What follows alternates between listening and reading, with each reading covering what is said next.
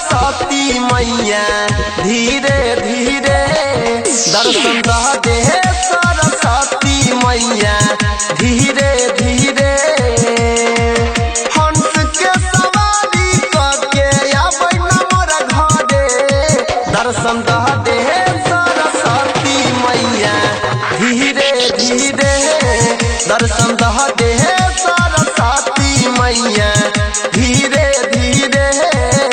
प्रेम से बोलिए सरस्वती मैया की।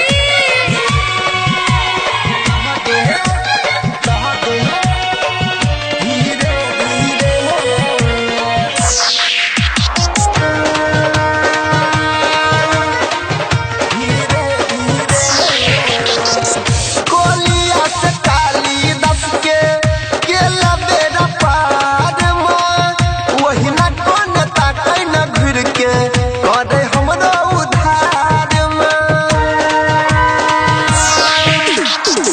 कोलिया से काली दस के केला बेरा पार में वही न कोन ताकै न घुर के करे हमरो उधार में। धूप देखै बाऊ तोरो मा भोरे भोरे दर्शन दे सरस्वती मैया धीरे धीरे दर्शन दे सरस्वती मैया धीरे धीरे। प्रेम से बोलिए सरस्वती मैया की।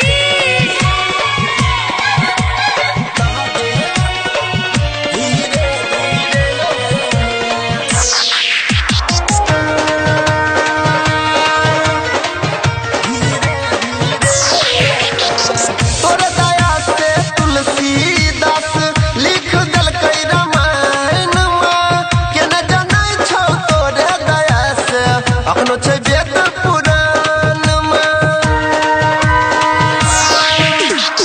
तोरे दया से तुलसीदास लिख देलकै रामायण में के न जानै छौ तोरे दया से अखनो छै वेद पुराण में।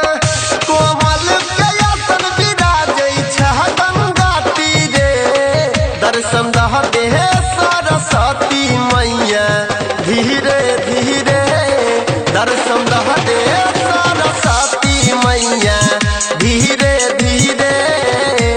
प्रेम से बोलिए सरस्वती मैया की।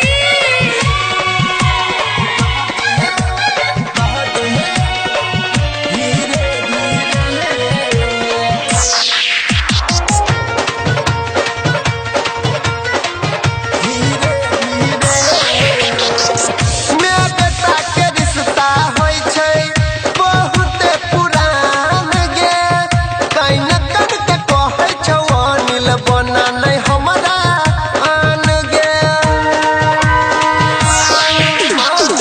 माय बेटा के रिश्ता होइ छै बहुते पुरान गे कैन कन के कहौ कमलेश बना नै हमरा आन गे। मेवा मिठाई चढ़ैबौ हम तोरे दर्शन दे सरस्वती मैया भोरे भोरे दर्शन दे